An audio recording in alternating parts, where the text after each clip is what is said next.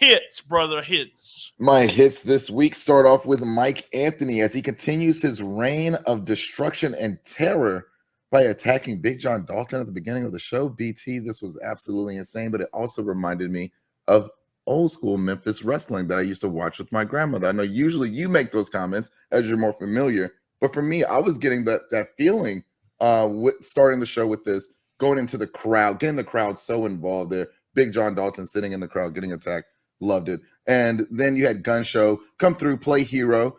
But I got to say, Gun Show, Mike Anthony, this long-term booking here, BT, I'm loving it.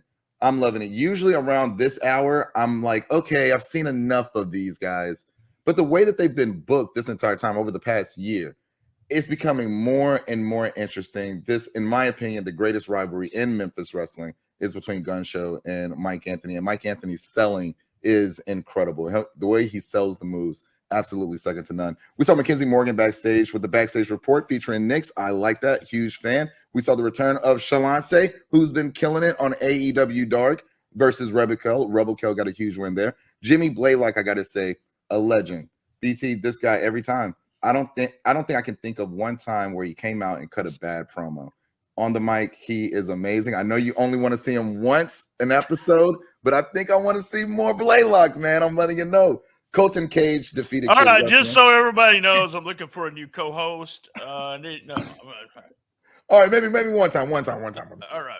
Colton Cage defeated Kid Wrestling, and after the defeat, Colton Cage was like just a superb performance. I've been a huge fan of him for a while now. That missile drop kick from the top, absolutely amazing. And then throwing money at the end of the match. BT, I'm trying to go ahead and start training for wrestling just to lose to Colton Cage if that's how you lose. There you go. There you go. Gosh. Brad and Uncle Mikey went against the Posse in this one in the main event, which was an incredible tag team match. I love them hiding behind Superfan Lewis. Shout out to Lewis in the crowd, helping Brad and Uncle Mike skim the horns. However, they fell short. The Posse won again. And I just want to say, I think this is some of the Posse's best work. They are killing it as heels. Simon is incredible on the mic. I believe he's always been the mouthpiece of the group, but he's just doing a phenomenal job on the mic. And Lil Chris, his presence is no longer, Senor Chris, Mr. Chris. That's right, Mr. Chris. No longer the personality of Little Chris, and I'm just loving what they're doing here. And those are my hits of the week. All right. Very start there, Mike Anthony. What I really liked about Mike Anthony, the promo and beating up Big John and all that, is that we left the program with King Cobra and that big angle at the end last week. We start out, Mike Anthony coming right out saying, "Oh, you remember last week, blah, blah, blah." And then they showed a clip at the very beginning. Loved it. He went after Big John. Big John, why were you sitting in the crowd? You knew Mike would go after you. Come on. Gun Show finally makes the save. The girls' match was fun, real quick, entertaining. Both of them are entertaining girls, so I put the girls' match down there. Love the assistants. You didn't even say anything about if Derek loses, he will be the assistant of Van Vicious. Love that. It's been done before, but love it. That Colton Cage missile drop kick. Awesome for the win. I love the money too.